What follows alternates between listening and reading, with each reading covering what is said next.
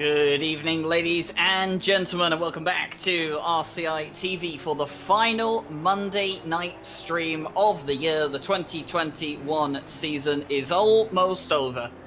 But on Monday nights, we have one last dance. The championship is decided, but there are plenty of positions left yet that can still be contested. Good evening, my name is Ryan Gill. I am your lead host for this evening. We have Jake Boswell behind the cameras as per usual, and special guest for the finale of Season 3 of the Porsche Cup. We have the Porsche Master himself in the commentary box. It is Stewie Heilman. Hello Ryan, and you call me Porsche Master, but I don't think I have ever driven the Porsche Cup car in anything than maybe a practice session somewhere, so yeah, not really familiar with these cars, and yeah, it's great to be here, especially for the final of these rounds. Although, as you already mentioned, I think the winner of this season is already decided by quite a margin. But yeah, looking at the points, as we will do later, I think for P2 and P3 it's still quite close, so it's gonna be a good race, I think. It is definitely close between the guys in the chasing pack, as it will. Wolf Matuszka wrapped up the championship last week at the Hungaroring. We had Jesse Lee and Nate Norbury in the commentary box for that one. And it was quite an exciting race, apparently, as well last week. But Wolf did come out the winner. He's won 5 on the bounce here, and he'll be looking to make it 6 out of 6, a 100% win record for the season. And, well, you would not put it past him with the form that he is in at the moment in the Porsche Cup. But he will have competition tonight, as he has had throughout the season. And he is going to have to work for it. We're looking at Klaus Nearing, who is going to be one of the drivers that is competition here tonight for Wolf Matuszka to try and prevent that 100% win record. And Klaus Nearing as well, along with Andy Boardman, challenging each other and putting each other under pressure to see who will finish second and third in the championship. You know what I find most amazing about this? I don't know if you've mentioned this during the season already, but Wolf is so confident in himself that he's putting out his own setups for the other people to use, because he knows he's just so much faster apparently that even when other people have his great setups, they just cannot match him. And I mean, it seems to be the truth, because yeah, as you mentioned, he's won 5 out of 5 races, and that is just very incredible. And I think we've seen him go into the pits twice now with this very let's say interesting approach. Kind of a bit slidey, but I think that's just what these cars do. And also what I've already noticed, these curbs in the last chicane, I don't think I've seen cars cut over them before the update, so that's something I'm a bit interested about, because I haven't seen a race on Barcelona after the update, big 1.8 patch that ACC got recently. And yeah, this track is very hard on the tires, and we all know that the tires have changed a bit. And yeah, I don't know how these cup cars behave over a long race with that, and that's going to be very interesting. We have definitely seen some new challenges since the 1.8 update, and quite a few drivers have said that the Cup car feels a lot better, in their opinion. A few drivers think it feels a bit worse, but the challenge of driving the Cup cars is apparently all the same. They are still quite tricky to drive, and of course with no traction control, these cars will not be the easiest to drive as well, as we see Jordan Daly coming through the final chicane now, and he's not going to complete that flying lap, so he will pull into the pit lane, and that will be the end of his practice session. No lap on the board for Jordan Daly towards the end of practice. It will be Andy Boardman who finishes at the top of the timing sheets for practice. The number 69 clocks in a 1:47.355, about 0.2 of a second clear of Niko Kumpu. Of course, we have not seen the best of Wolf Matuszka yet. He saves that for qualifying as per usual. But we have a lovely sunset time of day for the qualifying and the race here tonight. We'll be starting at around 6 o'clock local time for qualifying and the race. And, well, the sun should be set by the time the race is over. And, well, the sun setting on the race is quite an apt way to put a sunset on the season. Yeah, I think all the races on Barcelona I've seen with the weather have either been like beautiful sunsets or sunrises or absolute storming rain. So I don't think I've seen a middle ground yet. It's just one of the extremes all the time. Just seen Malik here just finish his lap of the practice session, and we can go to the qualifying. And you mentioned the no traction control of these cup cars, of course. And I do think that's one of the aspects that after the update, driving without traction control is actually a bit more controllable. So I guess that's where these cup cars are now easier. People are coming from that. Yeah, the feedback and the car gives a bit more information, so you can actually control it a bit better. So yeah, I can understand why people would say it might be easier, even though I haven't really tried it myself yet. Well, qualifying is underway, 10-minute qualifying session as it has been all season long, and for the first time this season it is Wolf Matuszka who is out on track first for qualifying, and assuming he doesn't let any of the cars behind him through, he should be the driver that starts the final qualifying session of the season. 26 degrees ambient temperature, 29 degrees out on track at the moment. The temperature's a bit warmer than some of the drivers would have liked, but definitely on the cooler side to what some of the drivers would have been expecting coming into this weekend. There is a low chance of rain, but there are clouds in the sky, and we'll have to keep an eye out on that. Unlikely to rain though, to come in here to the final round of the season. This is Niko Kumpu in the number 6. He's also a driver hoping to improve his finishing position come the end of the season as well. He currently sits 4th in the championship. He's only 6 points ahead of Mikael Sundstrom and 8 points ahead of Ethan Scott, so it is all to play for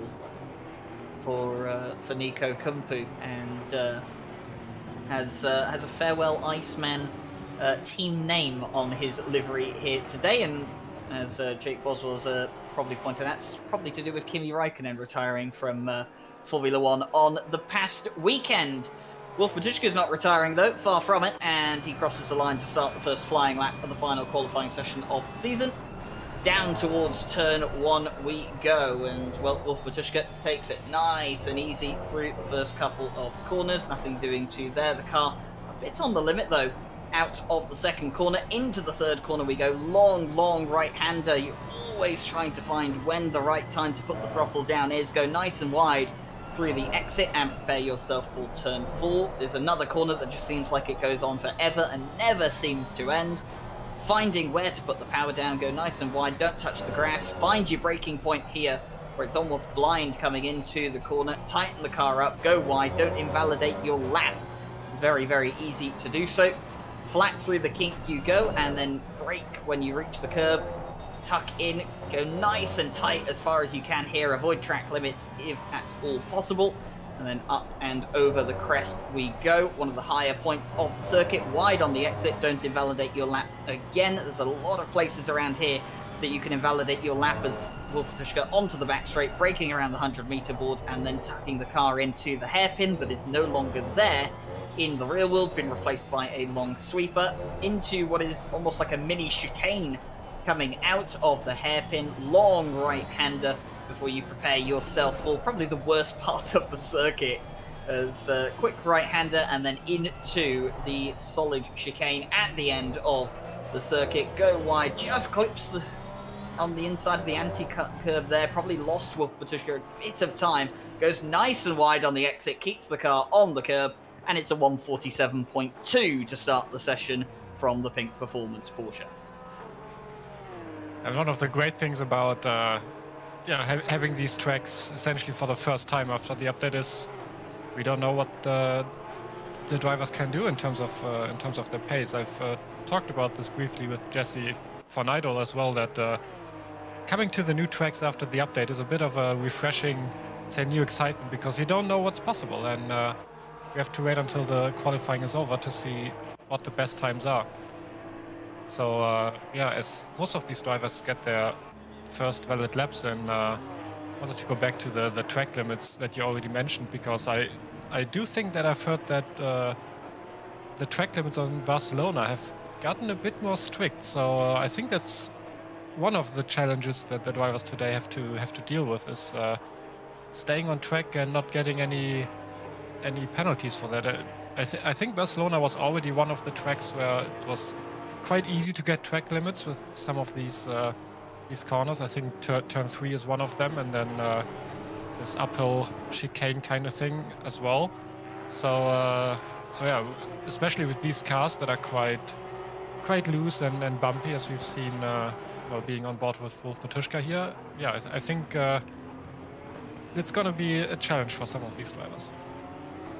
Yeah, corners where you would expect to pick up track limit warnings typically around here. Exits of turns 3, 5, 7, 9, and then also on the exit of 15. So quite a few corners where you can, extend the track and easily pick up a warning. Of course, ACC has been updated now so that in the wet weather, track limit warnings are applied properly, and in fact they're very, very strict in the wet.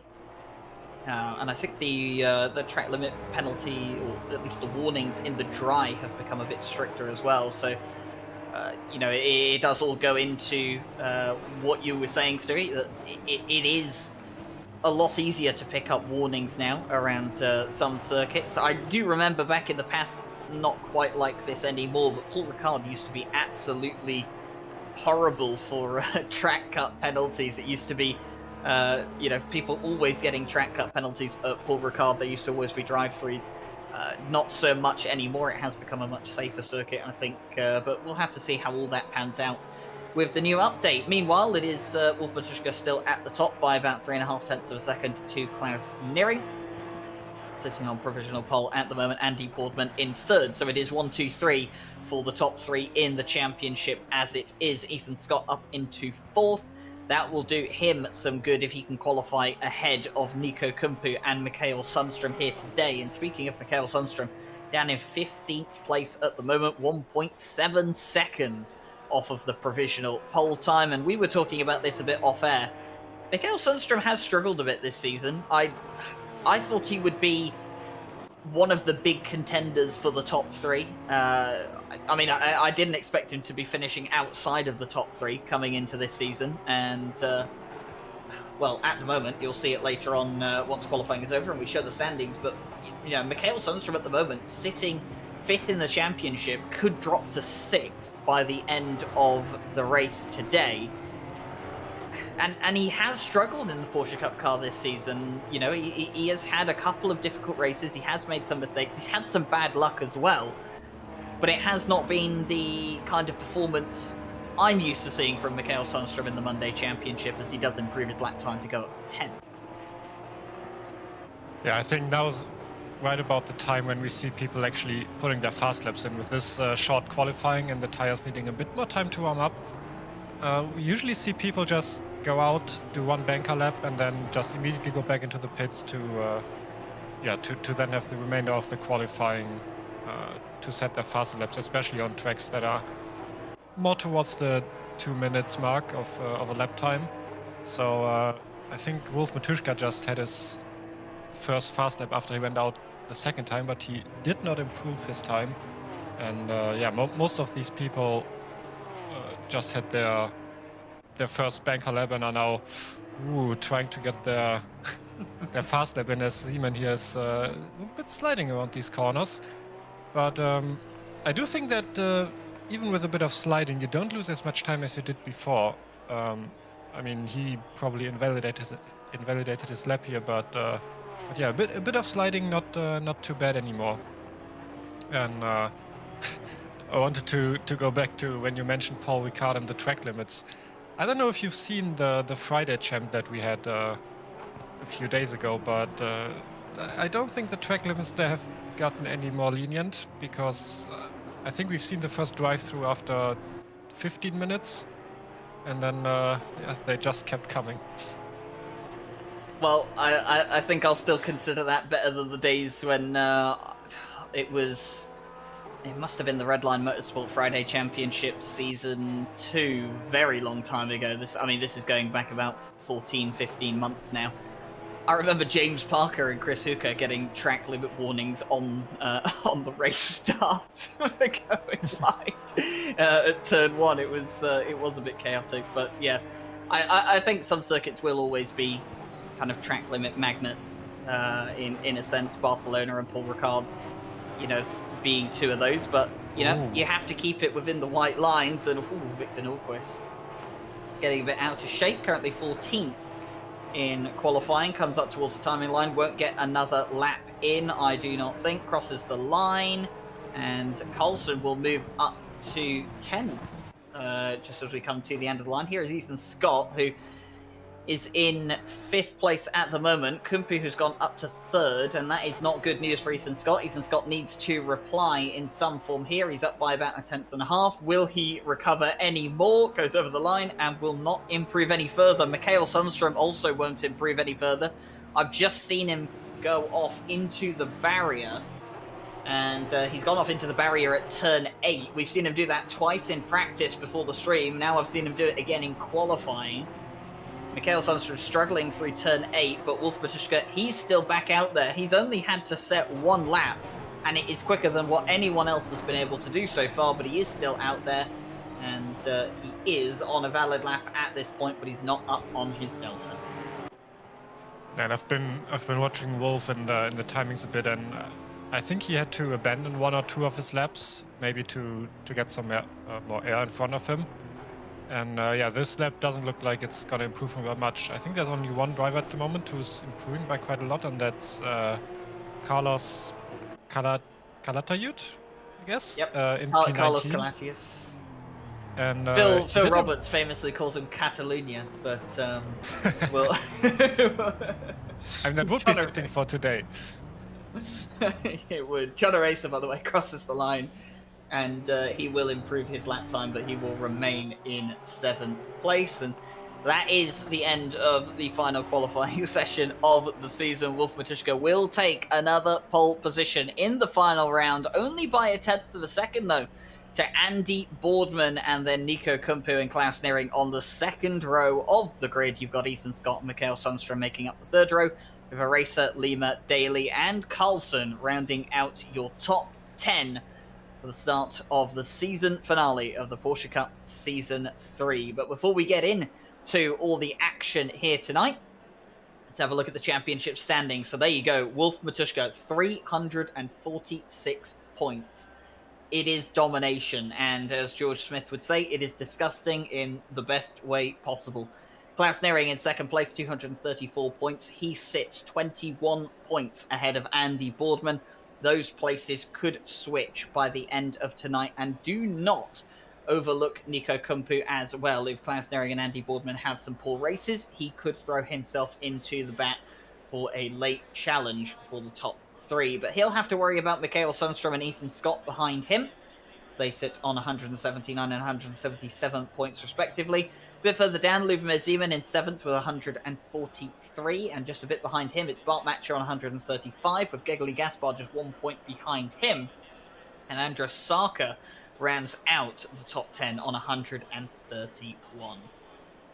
Couple of points behind is Mamad Malik with 129, Paulo Lima on 120, and Victor Norquist just 6 points behind. Not breaking the 100 barrier this season is Martin Lawrence, unfortunately not here tonight either.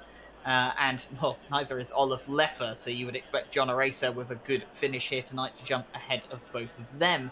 He's got company, though, close behind with Christian Lindgren on 77 points and Andreas Carlson, who's qualified in the top 10 today with 74. And don't forget Jordan Daly and Carlos Calatayud rounding out the top 20 on 70 and 63 points apiece. Then, continuing down, we have Josef Varga on 63, Martin Oliars on 61, Miska Suominen and Savaseris tied on 54, and they're just 1 point ahead of Matthew Kingston Lee. Sam Smeets on 40 points is just 1 ahead of Nico Kuisma, Stephen Van Kampen on 35, Vince Van Vervelde on 28, and Chris Rubelard, of course, on 0, not scoring any points this season. And that is the championship standings going into the final round. It is, well, all decided in terms of the championship leader, but it is still all to play for in the other positions down and across the grid. And we have less than 3 minutes to go until the final round of the season. So, Stewie, I would usually ask, who do you think is going to win tonight? Given the fact that Wolf Matuszka has done 5 out of 5, I probably don't need to ask that question. However, the question I will ask you here tonight is between Andy Boardman, Niko Kumpu, Klaus Neering, Ethan Scott, Mikael Sundstrom, the chasing pack, if you will. Which one of those is coming out on top tonight? Yeah, I think we're just going to do the same thing that me and Jesse did for Nidal as well, and just putting Wolf Matuszka in the Pro Alien class and just ignoring him for the point's sake and just imagining the race without him. But yeah, it's hard to tell because I don't know how these drivers performed in the last races. Like, I haven't seen how they drive, but I do think it's going to be a very very fighty race because all of them still have a chance for the top 3 in specific circumstances, so none of them will just give up on this race, and they all want to get the best position possible. So let's ask that question again after maybe the first 10 or 15 minutes, and we see how they how they come out of the starting part of the race. So I have on one shoulder I have Nate Norbury, who just keeps picking Wolf Matuszka for the win every race, and on the other shoulder I have Stewie, who doesn't want to commit to a prediction before the race has started. Unbelievable. But coming into it, it is hard to tell, isn't it? I mean, it could be any of the 5 between Andy Boardman, Kumpu, Neering, Scott, or Sundstrom. Really, they have been on good pace with each other this season. Obviously, they're split apart in the points a bit because results haven't gone their way one way or another. But it definitely has been close between them. And something we haven't touched on too much this season is actually how clean it's been penalty-wise. We had Imola was a very, very clean race. We only had 1 penalty and a warning handed out over the course of that race. And I think with Hungaroring last week as well, it was a very quiet race, at least for the stewards anyway. There was a warning handed out, or a couple of warnings, I think, handed out, but I don't believe there were any penalties given, or if there was, it was only a 5-second penalty. So it has been very clean this season in Season 3 of the Porsche Cup. Whether we put that down to, you know, the new strict regulations on what kind of penalties drivers will get for incidents, or whether we just put that down to this collection of drivers are just very well behaved with each other. I'm not sure which one we can put it down to, maybe both. But either way, it's been very good racing this season. It's been very clean this season, and I think that's what you want, isn't it, from any season? You know, if you're watching at home, if you're covering the race, even if you're racing in the race, the one thing you want is you want it to be clean, because that's when it's at its most enjoyable. Yeah, I think one other aspect, which I guess we've been seeing in most of our seasons that are currently running, is that the racing tends to get more clean towards the end of the seasons, and not to take anything away from the drivers that are still here, because obviously they are the ones that are racing clean, but yeah, at the start of the seasons you have a few more drivers, some of them maybe a bit more aggressive, and then towards the end it kind of filters out to the ones that are committed, that are still here, that are racing clean. They haven't gotten penalties to be removed from the championship, so I guess it's natural that we see the later rounds in the championships be way cleaner, or very clean in general. But yes, you mentioned the whole championship was clean, so I guess in this case it's just a very good collection of clean drivers that just want to have fun in the race. Maybe it's also the car. Maybe the Cup car is also very good for racing. So yeah, I'm hopeful, and I'm optimistic that we'll see a very good race here, especially on Barcelona, which is a track where I guess there's a lot of opportunities to overtake. It's not to say that it's easy to overtake here, but there's more opportunities than on other tracks maybe to at least attempt overtakes. You do have that very, very long front straight to take advantage of, which is where down towards turn 1 is where the majority of the overtakes will be happening. You've also got the back straight coming into the hairpin here. And, of course, if people make a mistake, you can always get right up onto the back of them and maybe get a move done before the chicane as well.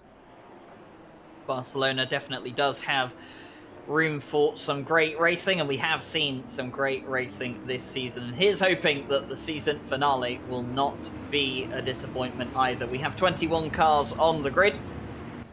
We have a champion decided, but a top 3 final result still in waiting.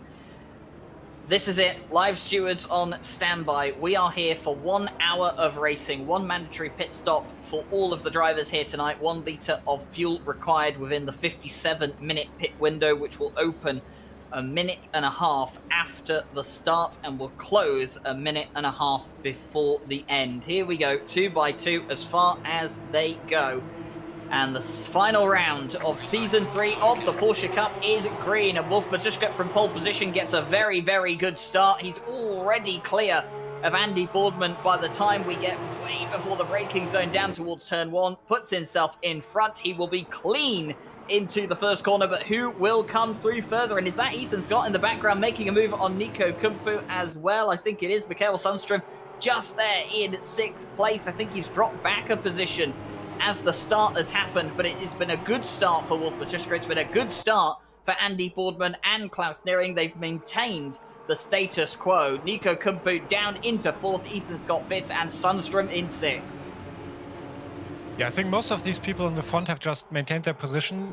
We've seen them go too wide in the first corner, but they all kind of figured it out before it was too late. And still seeing a few drivers in the back trying to make some moves, as we're seeing.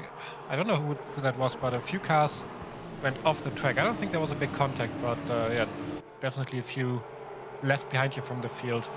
As we got Victor Norquist just in the gravel for a moment, the number 19 off at the exit of turn 5. So something has happened to Victor Norquist on the very first lap. We'll have to see if we can get any pictures of that a bit later on. But as it stands, Wolf Matuszka still leaves away from Andy Boardman and Klaus Nearing. And Andy Boardman there just getting a bit slow out of the hairpin. You saw Klaus Nearing just closing up in on him at the moment. But it is Wolf Matuszka who is comfortable and starting to pull a bit of a gap now. You can see there and Klaus Nearing is just a bit closer to Andy Boardman than he probably would have liked. And you can probably say the same for Ethan Scott being on the back of Niko Kumpu. Here is Jordan Daly, who started 9th and is immediately peeling off into the pit lane. He's going for the Bart Matcher strategy, which is to come into the pits as soon as possible, get yourself into clear air, and just put in quali laps to the end of the race. I mean, especially in the midfield, that's something that definitely makes sense. And we can see it in the timing tower here. A lot of the drivers that were in the midfield are just pitting because they don't want to lose time with unnecessary fighting in the first few laps. So just going in, having the clean air, and then keeping on driving. And I do think it was Joseph Raga who was involved in the incident with the 19 there a bit earlier. So seeing, I think that's Nearing being very close behind Boardman here, and Matuszka already a few car lengths ahead, which is, I guess, what we expected. He's just gaining all the time at the start already, and then just having a very relaxed race. But for all the people behind, I don't think that's going to clear up anytime soon, because they all seem very close in qualifying. They're all close in the points, which means their races were very equal as well. As Nearing here going a bit too wide and losing that short gap that he had to Boardman there. But yeah, I think they're just gonna get in their rhythm, and then we're gonna see the moves happening here. Yeah, it's important to establish a rhythm, especially around a circuit here like Barcelona. You make a mistake, you fall out of that comfort zone. It can be difficult to put yourself back into it, and the drivers at the moment just trying to find that comfort zone. And that's usually with Wolf Matuszka why you don't see him always just take off into the distance immediately. It might take him a couple of laps to find his feet, find out exactly where he needs to put the car lap after lap. But once he finds it, he generally does start disappearing into the distance. You saw Niko Kumpu just go a bit wide on the exit of the final corner. Has that set up Ethan Scott for a move down towards turn 1? He is gaining in the slipstream on Niko Kumpu, but he's not going to be close enough by the end of the straight. But there's no doubt that just going a bit wide and just skimming the gravel there from Niko Kumpu has slowed him down. He's lost a bit of time to Klaus Nearing, and he has lost time to Ethan Scott as well, who will now be trying to find a way to get past the number 6, although Ethan Scott just going a bit wide on the exit of turn 3 as well. And like you said, Stu, a very momentum-based circuit. You really do need to keep your pace up around here. And oh, this is what happened earlier. Youssef Varga, Victor Norquist. Oh, and Victor Norquist actually, was he hit by Andreas Carlson? I think that was the other, the Swedish driver. I think that might have been collision with teammates, perhaps. There were a few cars involved. I think it was. Oh no, he was hit by Varga. No, he was hit by Varga first. Yeah, it was the 221, the 19, and the 134, which I think were the main cars involved in this. Of course, a few other cars just getting a bit bumped, but yeah, fortunately, only one of them who had to actually turn his car around. The rest seemed to get away from that quite untouched, but yeah, we've already seen, like in the first few laps, they seem to be pushing quite hard already with going too wide, and I wouldn't be surprised if some of these drivers already maybe collected a track card warning here, as the gaps now seem to be opening up a bit. We have yeah, between half a second and a second between all of these drivers already, so maybe it's them taking it a bit slow at the start, or maybe it's just yeah, the actual qualifying pace will translate into the race here, and they're just being a bit faster than the guys behind them. Ethan Scott has lost time to Niko Kumpu. He's fallen back into the clutches of Mikael Sundström. And Mikael now will just try and see if he can wait this out, see how Ethan Scott drives, where he's weak, where he can take advantage of him. And meanwhile, Andy Boardman and Klaus Nearing, the gaps at the front very much staying about what they were. Wolf Matuszka not pulling off into the distance just yet. Getting into this one nice and easy. Meanwhile, John Aracer, he's got Paulo Lima for company right now. I did see Paulo Lima earlier on just trying to go for a move, I think it was, on John Aracer. And here is Carlos Calatiad, who has had a fairly difficult season, it has to be said. Hasn't had it easy. And he's got Christian Lindgren right up behind him at the moment. So the Spaniard on home turf will be hoping to get a top 10 to at least end this season on some form of high. Well, at the moment, he sits in 11th place. He's 4.5 seconds off of the top 10. You can see Andras Sarka, or rather Sabaceres now as it's updated, just up the road.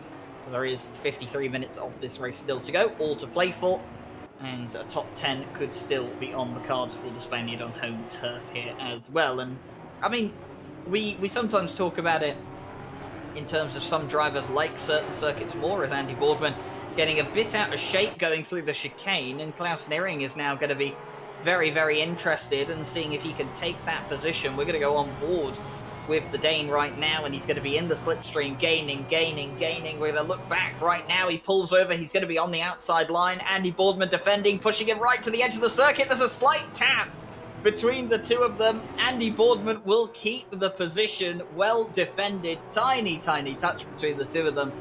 But I think all's fair in love and war, and Andy Boardman will stay ahead of Klaus Nearing for the time being. And these small touches is just something I'm personally enjoying very much after the update, because it's... Klaus Nearing went a bit deep into turn 4. It's not a lot, it's not a huge change, but you can definitely tell that door-by-door racing got it's better a lot better in the now. game, and yeah, you can actually touch other cars without sending them to the orbit immediately, and yeah, we've been seeing that here already, and we've seen that in most of the races in the past weeks, so yeah, that's just great to see. And now the gap to Matuszka is slowly growing a bit here. I think it's been around half a second for the past few laps, and now it's already 2 seconds. So this might just be the time where Wolf has found his rhythm and is just deciding to not deal with the cars behind anymore, just do his own race. Well, Andy Boardman making that mistake coming out of the final corner and having to go defensive against the likes of Klaus Nearing has obviously cost him some time. But Wolf Matuszka is putting in some good laps as well now. And you can see Klaus Nearing hasn't quite recovered, has he, from that little mistake he put into turn 4. And slowly falling backwards by the looks of it into the clutches of Niko Kumpu. 1.1 seconds between himself and Andy Boardman. Won't be getting the benefits of that slipstream as much as he was on the previous lap. That will please Andy Boardman. And Niko Kumpu will be pretty happy to see Klaus Nearing going in the opposite direction to where Klaus Nearing wants to go. And it is all game on at this point. And these 5 all still very, very close together with each other. I mean, if you look from Andy Boardman all the way down to Mikael Sundström in 6th, I mean, you're looking at probably 3 seconds, 4 at the most, maybe, between these 5. I mean, that's kind of what we've expected, right? That between P2 and P6, these drivers that are still up for a podium position in the championship overall, they will be trying everything.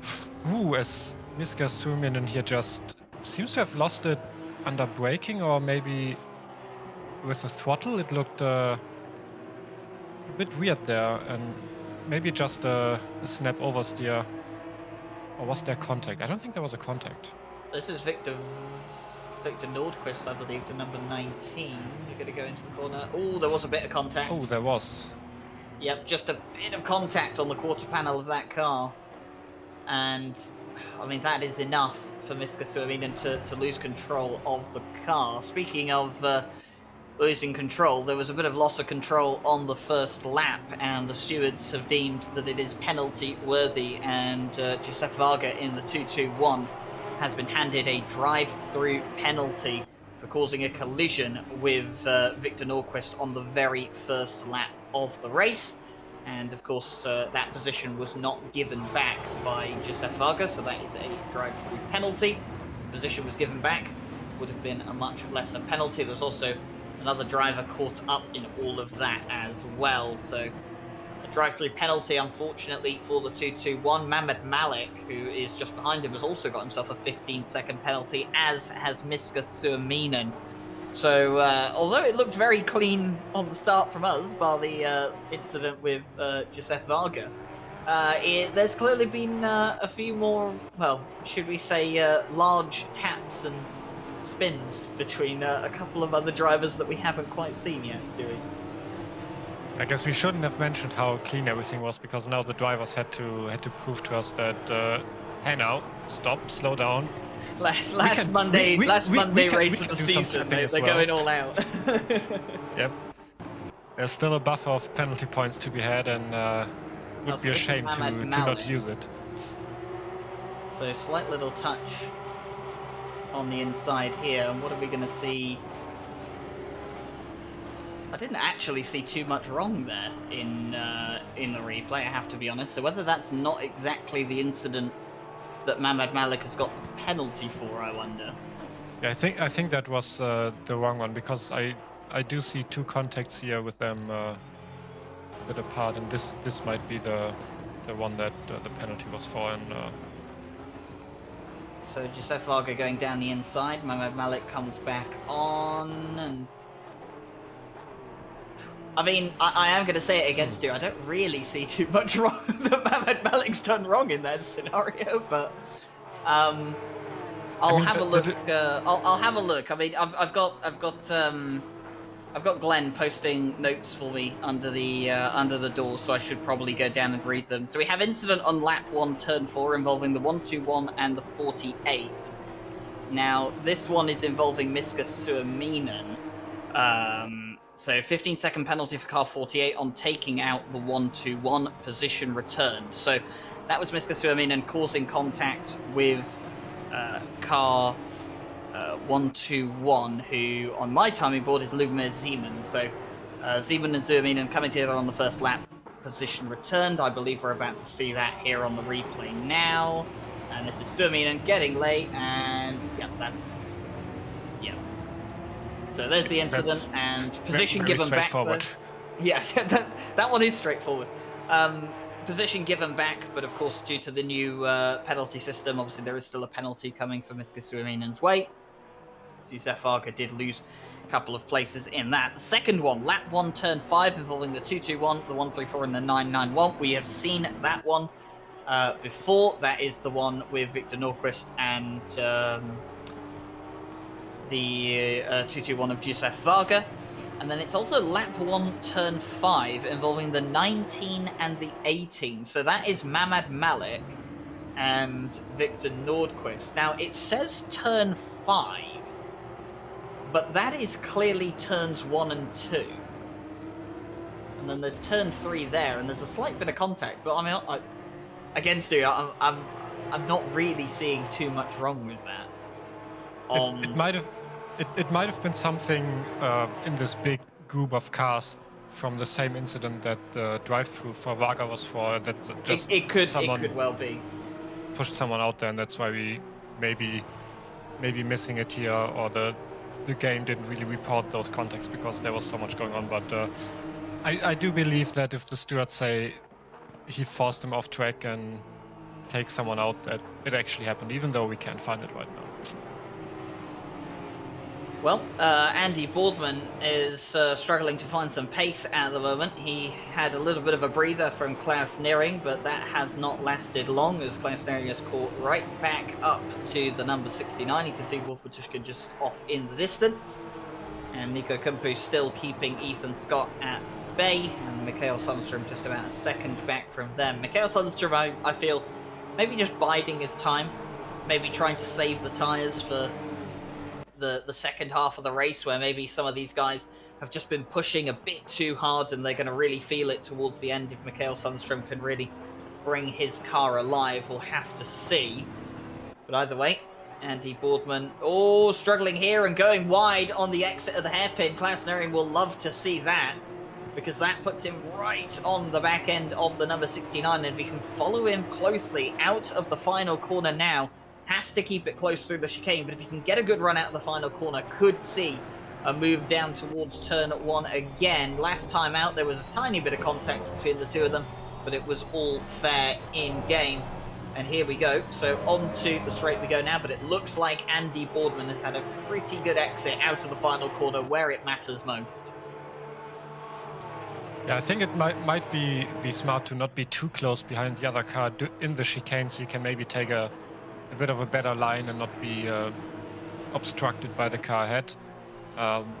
Maybe Boardman just with a way better run in this case. And I think we have another drive-through here coming in for... was that the number 19? Yeah, I think it was the number 19. And we might be seeing that here. Oh yeah, that is what we actually saw before, where the car stood a bit and then it was just the snapback in the other direction, which took him out. Of course, position not returned, so this one also a drive-through. And we also got the confirmation on what we were talking about before. It was in that big group of incidents, and Nordquist, who ran into the car of Zeman, he got forced into that car by the car on the inside, and that's what the 15-second penalty was for. Yep, so confirmation there, and well, the race will carry on. Victor Norquist has served their drive-through penalty. We'll have to see how all that plans out indeed. We'll hope that the race can calm down from here on out. Obviously, the drivers are a bit spread out at the moment. Quite a few drivers having come in and done their mandatory pit stop. Mamed Malik will be... one of the unfortunate situation, as Youssef Varga is, of having served their mandatory pit stop before they got the penalty. So that means that they will have that penalty added onto their race time come the end of the session. It doesn't really matter whether you serve it, I guess, in the pit lane or at the end of the race. But I think as a driver, Stewie, and maybe you could correct me if I'm wrong, I would always prefer to have the penalty served and out of the way. I wouldn't want to come to a thing where it's like I have to start figuring out how many seconds behind I'm going to finish and start worrying about needing a gap to a car behind? I guess it depends on where you're at in the grid, because it could also be the case that you still have the track position, and if you would serve the penalty in the pit stop, you would have cars behind you just pass you and maybe give them the opportunity to drive away. If you're not taking the penalty during the pits and you can keep them behind you, there will be less positions that you lose before you drop from the penalty. So I guess it just depends on where you're at it in the race. And also, maybe you just want to keep fighting with other people and not deal with the penalty during the race. Well, the top 6 at the moment, not struggling with any penalties whatsoever, and neither is John Eraser and Andreas Sarker, and this is all getting spicy all of a sudden, because John Eraser has just made a little bit of a mistake coming out of turn 7, and Andreas Sarker is going to have to go the long way around the outside. It will turn into the inside, but has not got the ability to go up the inside of John Eraser, cuts back on and defends the position as well, and John Eraser's not going to make this easy for Andreas Sarker to take that 7th place away from him, the 699, pulling out all the stops he can defensively to make sure that he can keep the 818 behind him. 20 minutes into the race, 40 minutes to go, and John Eraser will be hoping that he doesn't have to keep this up for the next 40 minutes. Yeah, now it comes down to the exit out of the last corner, which I assume we will be seeing a few more times in this race. Because if you can get a good run behind a car, the straight is just so long, and you can get alongside them with the slipstream very easily, and then make the attack in the first corner. As we're seeing here, Boardman and Nearing, who were, I think, side by side into the first corner, but it didn't quite work out for Nearing here. Boardman still defending the position, but that did bunch up the cars behind them again, and well, in the last few laps, they've been Boardman missing the corner, and that was, I think, way easier for Nearing than he expected, and now Boardman even has to defend against Kumpu here, so almost losing 2 positions. Oh, but Nearing's got wide as well. Oh, here we go. Andy Boardman, can he take the place back? Lost it by going wide. Will he take it back through Nearing going wide? Yes, he will. But yeah, this definitely has bunched up all these cars again. They were quite spread out, almost a second between all of them, and now apart from Sundström, who's still a bit back as Boardman goes a bit wide again, they're now all in fighting distance. So this could be a 4-way battle here for P2, which is great to see. Well, it's round 1, 2, 3, 4, or is it 5 now between these two? Andy Boardman and Nearing. Oh, and there's contact! Andy Boardman went across the grass, and he's been forced off, and he's been hit twice as well.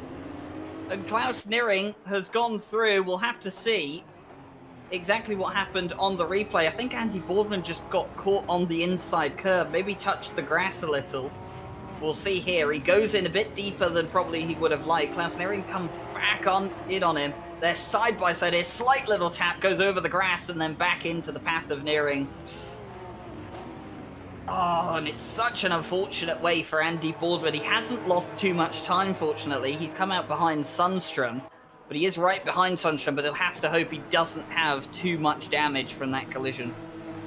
Yeah, I think every of these 5 cars had contact except Sundström, who, at least damage-wise, has been the great benefactor of this incident. Of course, he only gained 1 position, but now the good thing is they're still all quite close together, and I guess now they're fired up, because now they saw what the others can do and what they're willing to do to get the positions, and I think this fight is just about to heat up.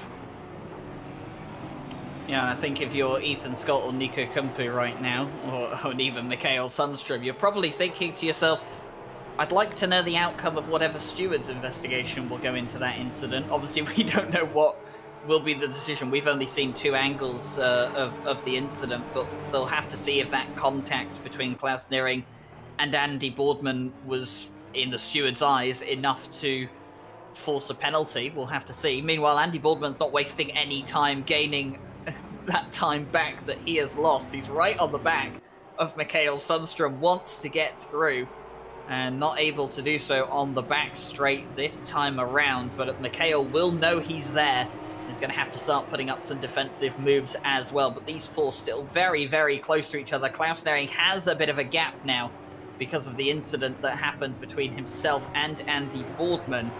But I would not put it past these four closing up that gap again before the end of the race. And I would expect there will be a penalty, or at least a warning for Nering here, because it looked like he kind of pushed Boardman wide, as we're seeing. It was Suminen and Kingston Lee, or was that Lima? I'm not exactly sure, but they're also going wide into too wide into the hairpin here, and maybe just missing the braking by a tiny bit, and then slight. Well, at least it looked nice because they were kind of doing the same thing at the same time. But yeah, they're still fighting, I think, position given back, so I don't think much of that will come of that, as we're seeing. Scott and Kumpu are fighting, and Kumpu actually made the move and got the position, if I'm correct here. Yep, Niko Kumpu has made the move and he's got the place, and that's not good news for Ethan Scott, because Ethan Scott is planning to be ahead of Niko Kumpu by the end of the race to try and jump them in the standings. So Niko Kumpu puts himself back ahead of his closest competitor for fourth in the standings, and now he will power up the road and see if he can close in on Klaus Nering. And I said Klaus Nering had gained a bit of time. It was about a 2-second gap. It has started to come down as well. So despite all the pressure that Klaus Nering was putting on Andy Boardman, and you thought, okay, Klaus Nering looks like the faster driver, it definitely seems like there's plenty of pace in Niko Kumpu's car as he goes slightly wide on the exit of the hairpin, and they'll have to keep it careful around there. We've seen a bit too much of going wide on the exit of the hairpin. I wouldn't be too surprised if a few of these guys already have some track limit warnings for that, as Ethan Scott tries to have a look on the right-hander down towards the chicane. Won't get anything done there. But they're having looks at each other, and they're being really, really aggressive with these looks, maybe trying to psych each other out and try and force each other into a mistake. Yeah, I think they have to be careful to not lose too much time with their fights here, because they know they can keep up with Nering just from the pace alone, I guess, because that's what they've been doing before. But if they fight too much here with each other, Nering is just going to drive away, and I don't think will be able to catch up. So maybe that they should just keep it calm a bit for now and just catch back up to Nering and then start fighting again. Of course, Kumpu is, I think, the one who got the most damage of this accident, as we can clearly see on his hood there, which is pretty bent up compared to all the other cars. So maybe not the best one of these drivers to lead this pack. But yeah, as I said, they should probably try to work a bit together here until they catch up to Nering, because none of these drivers wants to give up the chance to P2 here. With Ethan Scott as well going so late on the brakes, and when you get so close to the back end of these cars, and some of the tiniest of touches can send a car around, you really do have to be careful about where you put the car and how you drive. And I mean, at this point, you know, I mean, Stewie, who would you want to be if you were in this situation? Would you want to be Mikael Sundström? You know, you're in the middle of this, you're watching two people duke it out, you know there could be an incident, or would you want to be at the front? Would you want to be Niko Kumpu, who's having to do all the defending? It's all in your hands, essentially. I think I would actually be Andy Boardman, because if something happens in front, I'm far enough back that I'm not going to be involved, and I can gain positions from that. That's a good shout as well, Andy Boardman. Well, actually, Andy Boardman's coming into the pit lane. He's decided that's enough. And that might not be a bad idea. Come into the pit lane, maybe repair the damage if it is affecting his pace. But if it isn't affecting his pace, come in, do your pit stop, come out in clear air, hopefully, and see if you can put in some qualifying lap times. And by the time these guys come in, maybe you'll have jumped ahead of them, just on the fact that you've been able to do better laps in clear air. So Andy Boardman deciding that it's probably best at this moment in time to come in and get that pit stop done. Meanwhile, the race leader, we haven't seen too much of him today, and we haven't seen too much of him all season, to be fair, and there's been a very good reason why. He's kind of been out here on his own in the front, 10-second lead over Klaus Nering at the moment as we approach the halfway point of the race. And, well, I mean, are there any words we can use to describe Wolf Matuszka's performance this season? I mean, what would you call 6 wins out of 6, Stewie? I wouldn't call it one specific term, but I would have one, let's say, saying that would fit the situation, and that is, it's lonely at the top. And that's how he must feel for every of these races.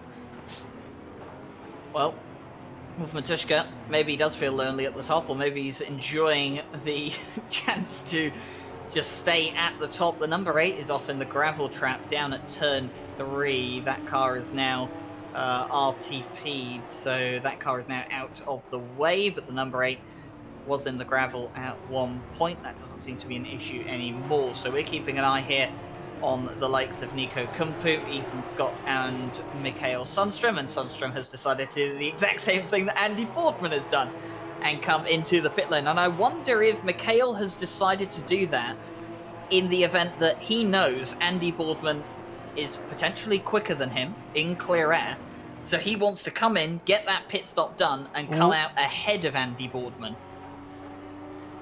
Yeah, I do think that's the reason why he tried to pit now to stop the undercut, and I think we saw Paulo Lima here just I guess being a bit aggressive on the throttle here and just luckily not spinning it around completely, so just losing a bit of time but no position. And he's back to racing now, but now Jordan Daly is in punching distance right behind him, so he definitely lost a bit of time here. And considering he was very close behind Andy Boardman, that means that Paulo Lima, who I think was one of the people that pitted pretty early, he might be involved in that fight for P2 as well in later stages when all of these drivers did their pit stops. Well, Mikael Sundström has come out ahead of Andy Boardman, so that move to go into the pits and essentially come out in clear air has worked for Mikael Sundström. He stayed ahead of Andy Boardman, 1.6 seconds between the two of them. Sundström has come out behind. Oh, it's all starting to kick off here. Was that Miska Suominen caught in the crossfire there with Niko Kumpu and Ethan Scott? Everything just getting a little bit twitchy out there at the moment, it would seem, between the drivers. But back to my point, Mikael Sundström has come out ahead of Andy Boardman, but he is now behind Matthew Kingston Lee, who still has to serve his mandatory pit stop. But obviously, Kingston Lee has no obligation to move out of the way for Mikael Sundström. They are battling for position. Of course, it would probably be within the best interest of both cars to move, well, help each other and move on with their races, but we'll have to see how it all pans out. And Matthew Kingston Lee sitting in 9th at the moment, and Andy Boardman will be hoping that the 555 will keep Mikael Sundström at bay for a little while longer, although Mikael's not going to wait around too much for that. And now that puts the 555 between him and Andy Boardman, and now Andy Boardman's getting held up and he's not enjoying this. And I think Kingston Lee wants to go into the pit lane, and he does, but Boardman was trying to get the pass done. Miscommunication between the two of them there, and that's cost them both dearly. Yeah, Boardman here trying for the switchback, of course not knowing that the other driver wanted to go into the pits, and yeah, that's rough for Kingston. He lost a bit of time in Boardman as well. I think he's now on 2 seconds behind Sundström. Yeah, 2.6 lost actually. About so, a second, yeah. He lost quite some time then. Yeah, I was about to say it's kind of a gentleman's agreement, isn't it? That if you're not actually fighting the other person for some reason in the championship standings, that you're just letting them by if you haven't pit yet. So yeah, neither of you lose time, and you might even be able to catch some slipstream behind them and get some time. As Scott and Kumpu are still very close behind each other, and yeah, their fight is still going on, and neither of them seem to be wanting to end this fight by going into the pits a bit early. Both of them may be deciding that they want to settle this on the track rather than in the pit lane. And the one thing they'll have to keep in mind, though, is obviously that Andy Boardman and Mikael Sundström have both come into the pit lane, and they are essentially out in clear air at this point in time.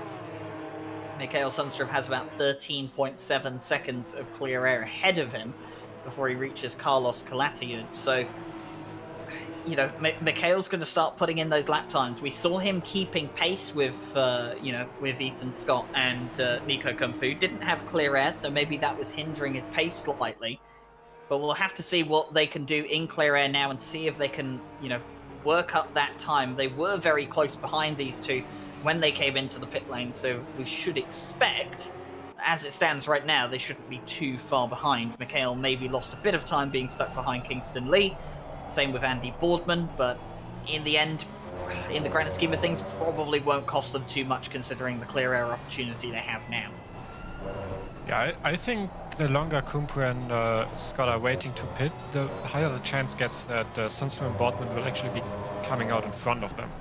Because they're still losing some time with fights here and there, so yeah, if they wait too long, I guess they might even lose that position without having any say in that. And yeah, we're gonna see if they maybe try to end it now as they've seen that both of the other drivers have pitted, but so far they just been more keen on fighting, as you're seeing. Was that Terrace, and I think we've seen the same slide at least 3 times now in this race, where people come out of the hairpin and just going a bit too early on the throttle and just spinning the car around. Fortunately, most of them being able to catch it quite quickly, but they're always losing a bit of time there with the car. And I guess with these temperatures, already over 30 minutes into the race, the tires must be quite heated at the moment, and I don't think anybody has changed their tires so far. Looking at the pit stop times, I think the only people that had a longer pit stop were the ones that actually repaired damage or maybe used their penalty already, which all of them actually did, which is surprising to me. Yeah, definitely a surprise, but we'll see how it all pans out. Sabaseries at the moment. You said about that spin that we've seen from a couple of drivers here today. I wonder if it's so easy, I guess, when you're in a GT3 car and you have traction control and you have the liberty to basically abuse the throttle. It's then kind of a bit of a wake-up call when you jump into, say, the Porsche Cup car and you have no traction control at all. You put your foot down and immediately you think to yourself, oh, wait a minute. There's not as much grip here as I remember there being. And it's one of those things where I think maybe if you jump between GT3s and Porsche Cup cars, you know, on a regular basis, maybe some of the drivers have had a race on the weekend in a GT3 around here. You know, it's easy to maybe just forget the lack of traction control and how hard it can hit you if you do get your power down just a bit too early and a bit too hard around some of the slower corners. Yeah, especially that was close and in those corners like the hairpin here, where you want to go early on the throttle to get all the speed, as Luisa seems to be struggling a bit here to keep the car on track. And again, very close between Terrace and Eraser as they're going too wide into the chicane. And there's the contact, and yeah, unfortunately for Terrace, I would say that was a bit self-inflicted, because he made the dive from at least 1 car length back here and yeah, just spun himself out. So I think yeah, unfortunate for him. Yeah, I think the stewards look for what they call the overlap coming into the corner, and it's whether there is a clear overlap established between cars, and that is one of the big points of judgment they use. By the way, update on the investigation between Andy Boardman and Klaus Neering. That incident between those two was judged as a racing incident. The stewards have said that both cars could have done better to avoid contact, and that they would not be giving out punishment for the initial contact between the two of them. Andy Boardman did get a warning given to him for not using the brakes after the initial contact. Obviously, he came straight back onto the track and into the path of 2 other drivers. So he's got a warning for not holding his brakes in a dangerous situation. And I've just seen Niko Kumpu make a slight mistake, which has got Ethan Scott right up behind him as we come to the crest now as well. And onto the back straight. I don't think Ethan Scott will have the pace to have a move on the outside here, but Niko Kumpu just starting to have a few cracks under pressure here from the 34. Yeah, and we've seen this before, that they're just putting so much pressure on each other. And at this point, I'm pretty sure that Sundstrom and Boardman might already be ahead of them. Actually, Boardman seems to be losing a lot of time to Sundstrom. The gap is already 3.3 seconds, and if we take a look at the lap times, he's slightly slower than Sundstrom at the moment. So maybe Boardman just falling off the pace a bit as go into the last corner here again. And it seems to be that both of these drivers had kind of the same run, so I don't think there will be the opportunity for Scott to make the move into the first corner.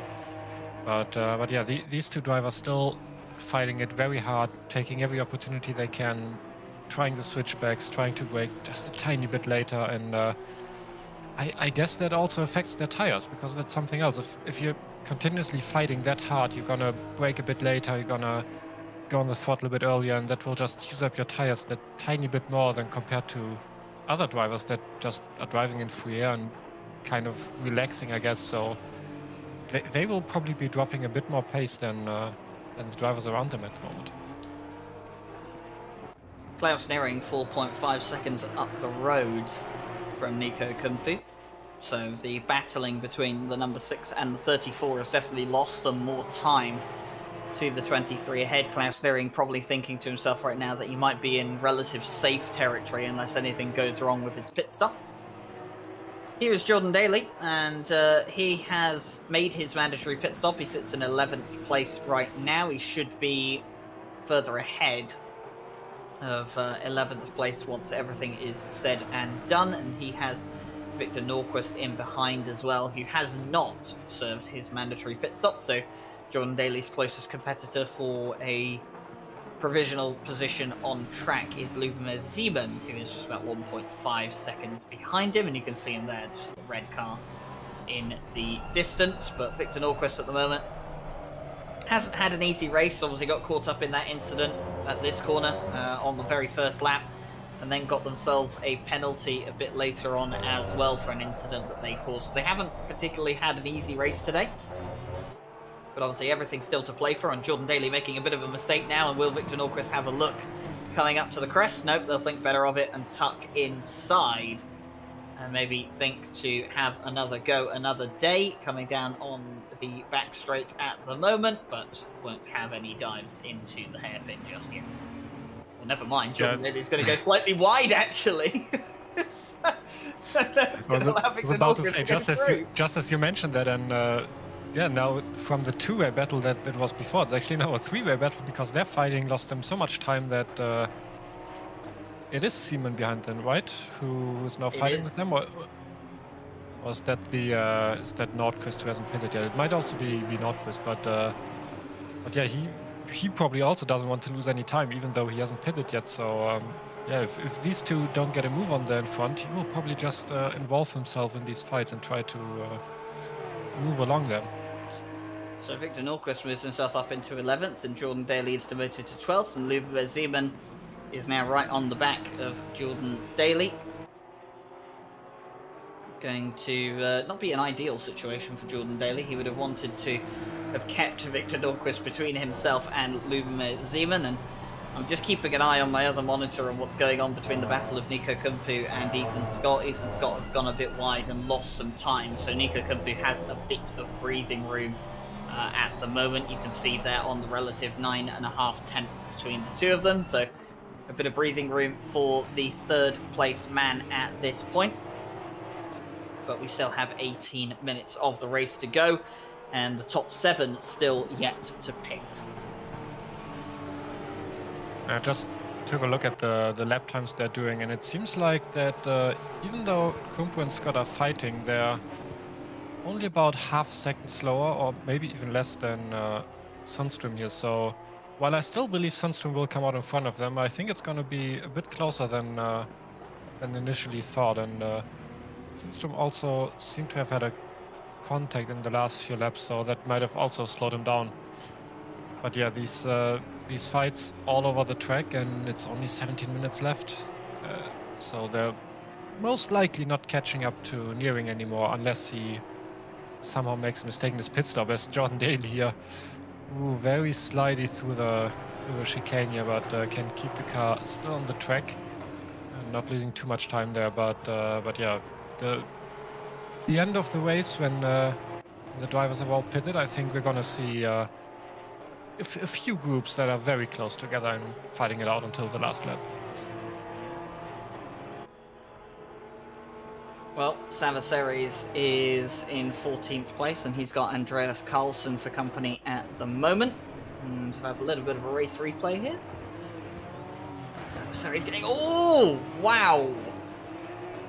Hats off to Andreas Carlson for putting on the brakes exactly when he had to avoid contact with Savaseries. We've seen Series get a bit out of shape a few times so far in this race, but definitely getting way out of shape there, and good job by Andreas Carlson to not go into the back of him, but that's why Carlson had caught up as much as he had.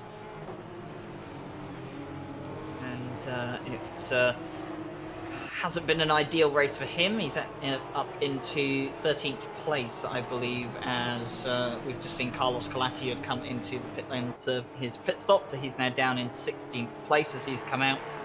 So not a great race so far for the Spaniard on home turf. Victor Norquist is still to pit in 10th place, but that now means that the top 6 still have to serve their pit stop, and Mikael Sundström is the highest place of the drivers that have done that mandatory pit stop, and Andy Boardman has dropped about 4.3 seconds off Mikael Sundström, so we don't know if Andy Boardman did repair any damage he had or not, but one thing that is clear is that Mikael Sundström does seem to be outpacing the number 69 at this point.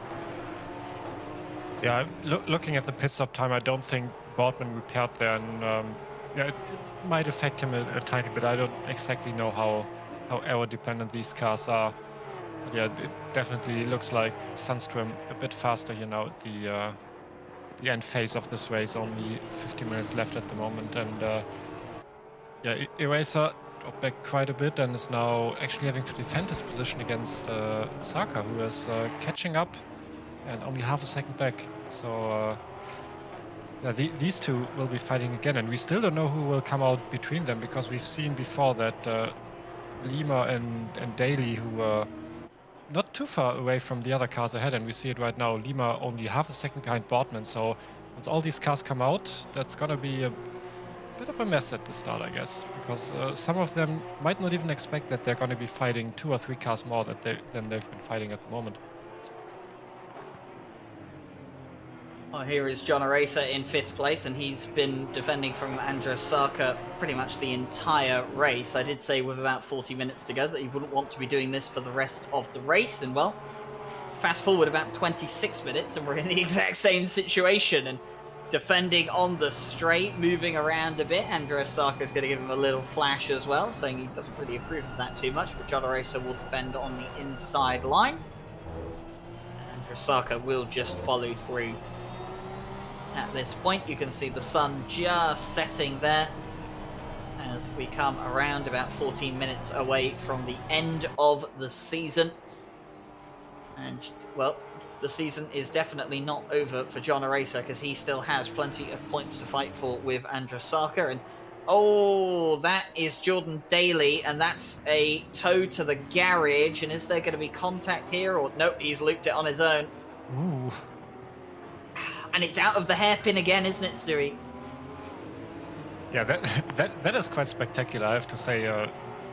Sliding it over the curb and then spinning it in the other direction, but of course, for Jordan Daly, not too exciting, this one. But yeah, as you mentioned, the hairpin again. It seems to be this one place where most of these drivers are struggling a bit to keep the car under control, and I guess it's only got to get a bit worse as time goes on and the tires get even more use. But yeah, Boardman here now having to defend from Lima. Of course, Lima with the 15-second penalty, so now it's up to Boardman to decide if he wants to just let him by to not lose time fighting and hope that yeah, he gets the position anyways. Because maybe with fighting he will lose more time to other cars that will be around him, but yeah, I guess it could go both ways. Boardman could defend because he wants to keep the position now, or he could let Lima by and just go on with his ways. It all depends on how much faster he feels Lima actually is right now. Andy Boardman will obviously want to keep Paulo Lima behind, but if Paulo Lima does get in front, all he has to do is make sure he stays within 15 seconds, and Andreas Saka has got past the likes of John Eraser. You can see that there, the 818 ahead now of the 699. So despite John Eraser's best efforts, He has not managed to keep the 818 behind for the duration of the race. I mean, he's kept him behind for what is around, well, should we say 53 minutes? Or near, no, 43 minutes, near enough, of the race. So fantastic defense from John Aracer, but it does look like it just hasn't been enough for John Aracer in this race, but a fantastic season through John Aracer. And you know, there's a funny conversation I had with John Aracer last season, Stewie. He said to me, Saka gets all a bit out of shape and John Aracer might have another go back here. And in fact he will. He's going to be on the outside line coming down towards the hairpin. He's going to have a look on the cutback here on Andreas Saka. He's going to try and push him right up towards the line. A tiny bit of contact, and now they come up through this little quick sequence of corners onto the long right-hander, and it's still side by side between the two of them. Tiny bit of contact, and Aracer saves it. But yeah, that was very clean through the hairpin and the following corners there. So very good on them. Unfortunately, then and losing it a bit there. Yeah, we're seeing it in the replay again.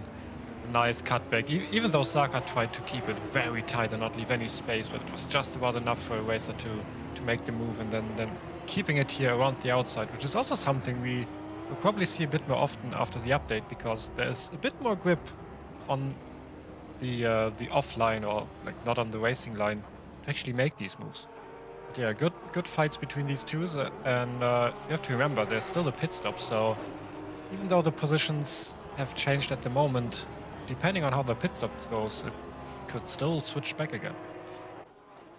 Well, speaking of pit stops, Ethan Scott has come in to do his pit stop, and he's going to come out just ahead of Mikael Sundström. So Mikael Sundström, despite his best efforts, has not managed to make the move across on the straight, but he's going to get the move done in through turn 3. Ethan Scott comes back out. He hasn't got the pace that Mikael Sundström had coming off of a fresh flying lap, and Mikael has got the move done through turn 3, but now he's gone deep into turn 4.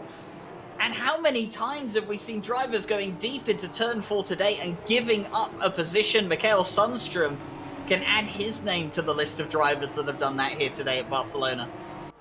I think it's been more than only turn 4. I think that's how most of these overtakes happened. It's because one of the drivers just braked a bit too late and went a bit too wide, or maybe the tires giving up under braking. So yeah, these two drivers still very close together, and you mentioned already Sundström, of course, with a bit better tires because they're still warm. So he still has a few corners to make the pass again, and here on the outside of the hairpin. And this the corner he actually, with the tires on the curb. He's gonna get it done on the outside. Ooh. Yeah, I guess that's just the better tires here from Sundström, where he just has that a bit more grip than Scott had, where he could make the actual move around the outside. But now the question is, now Scott, the lap almost done, tires probably a bit of a better temperature, and he's very close behind him. So will he make the move into turn 1?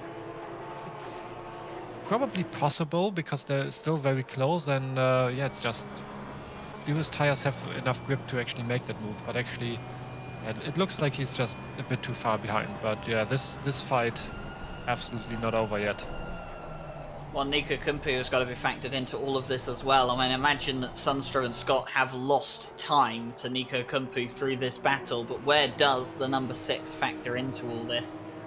And, well, Mikael Sundström definitely looks like he had saved his tires somewhat and was definitely a lot more up to speed than Ethan Scott was on that particular lap. So Mikael Sundström does make up a place. That early pit stop did end up working out for him for at least one net position, and he will be glad to see that strategy working out for him.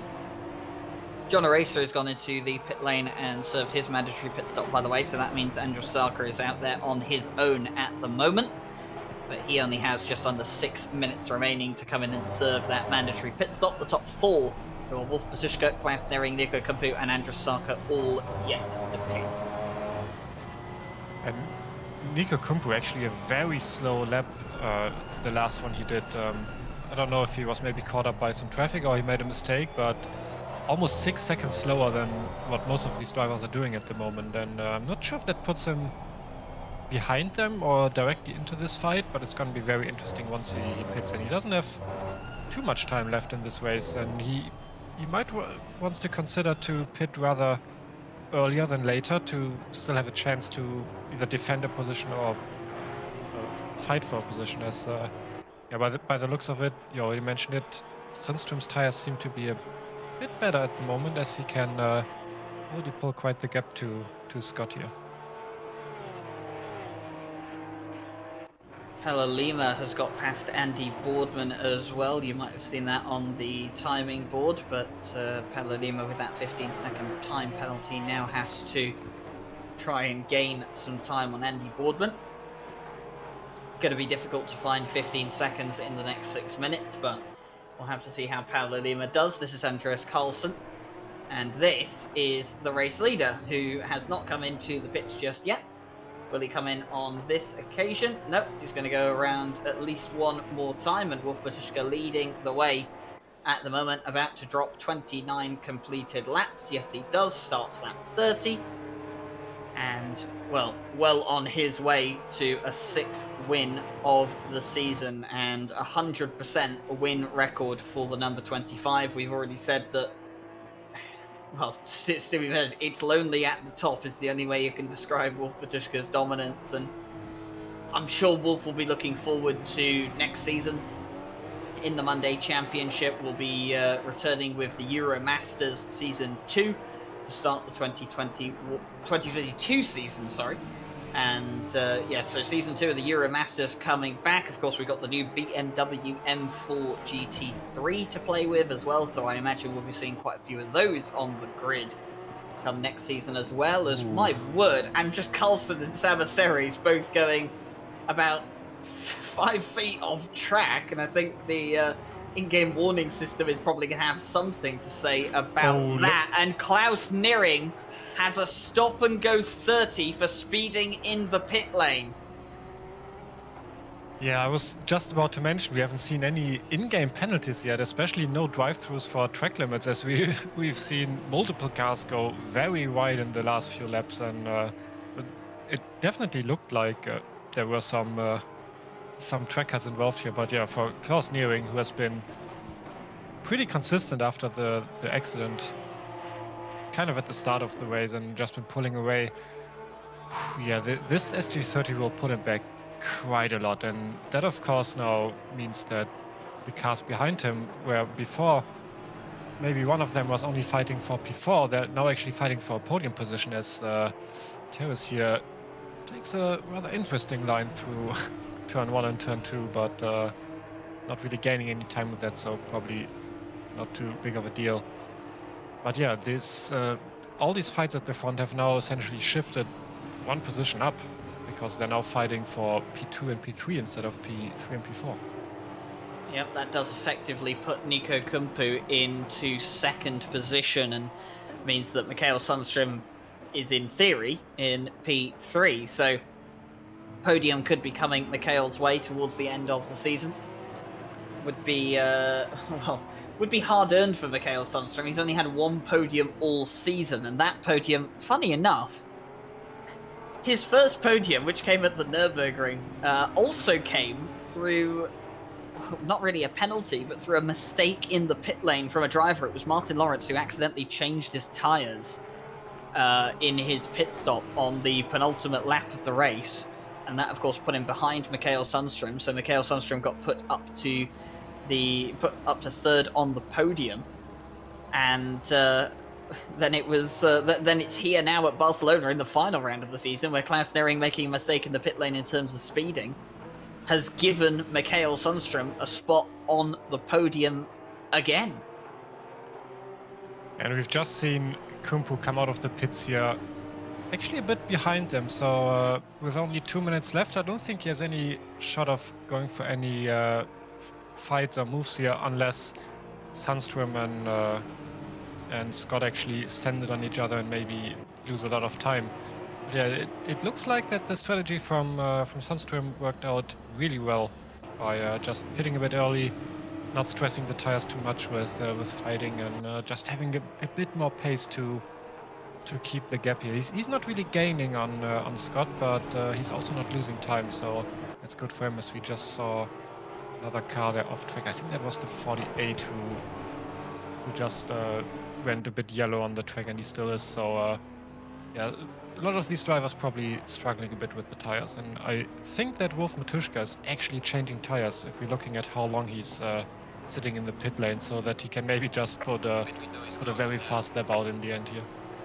He has the luxury to do so, doesn't he? But I've just had a look at the standings, and the results as they stand at the moment. If Mikael Sundström finishes second and Niko Kumpu is fourth, which is what we believe the result is going to be, then that would put, as we see Matthew Kingston Lee going the wrong way. I believe he spun at the chicane. Is this just clipping the curb? Nope, drops it on the exit, and well, does the right thing to get out of the way. But further to my point, Mikael Sundström, if he finishes second, which he should, and Niko Kumpu finishes fourth, which he should as well, barring any last lap accidents or incidents, then Mikael Sundström will jump Niko Kumpu in the standings, and Mikael should finish fourth as it stands right now. So this podium right at the end of the season could gain Mikael Sundström one additional place in the standings before the end. It won't be enough to give him a position over Andy Boardman. Andy Boardman should come out in sixth place. He is in sixth place at this moment in time, and I don't think the points difference between second and sixth is going to be big enough for Mikael Sundström to make up the almost 30-point gap between himself and Andy Boardman. But it's not all done yet. Well, it is almost done for Wolf Matuszka. Just 3 more corners to go. Count them, 1, 2, and here comes the third. It is a perfect season of race results for Wolf Matuszka. It is a 100% win record. Flash over the lights and call it done. The Porsche Cup Season 3 is finished for the leader. The final lap is run, but it is not over yet. Here comes Mikael Sundström, and he's got Miska Suominen just in front of him. He's got Ethan Scott right up behind, and Miska Suominen's going to get out of the way, not going to involve themselves in a last lap, last corner battle. And it will be Mikael Sundström who comes out of the final corner. He will pick up second in the final round of the season. Ethan Scott will round out the podium. Kumpu will cross the line in fourth. Paulo Lima will cross fifth, but will drop places due to his post-race penalty. Andreas Carlson here in 10th, defending from the likes of Saba Series. This is to defend and to gain a top 10 position in the final round of the season. And Andreas Carlson, he has got it done. Series using all the track to his advantage, but not enough in the end. So it is Boardman, Zeman, Saka, Eraser, and Carlson to round out your top 10. But this man right here, he's had the perfect season. 6 wins in 6 races. It's quite hard to do any better than that. Yeah, I think the only thing he could have done better is get the pole position and the fastest lap in every race. But I mean, this is already quite the achievement here, because these are not slow drivers by any means. That he was gapping by 30 seconds at this point. So yeah, huge effort from him, showing up every race, beating his opponents, giving them the setup, still beating them, and yeah, bit unlucky for Nearing here in this race, because looking at the points, I think he actually lost his P2 with this SG30, didn't he? Because he's now very far down, and I don't think that's enough points to keep that, but I guess we have to see until the final standings are here. But yeah, for him to kind of throw away this P2 so close to the end of the race is just very unfortunate. And it's speeding in the pit lane when he wasn't really under pressure either. He had about a 5 or so second gap to Niko Kumpu. He could have afforded to take it easy on the pit entry and pit exit. Yeah, maybe it was just one of these moments where you accidentally turn off the pit limiter and just accelerate again in the pits. We don't know, but yeah. definitely not what he expected this race to end with.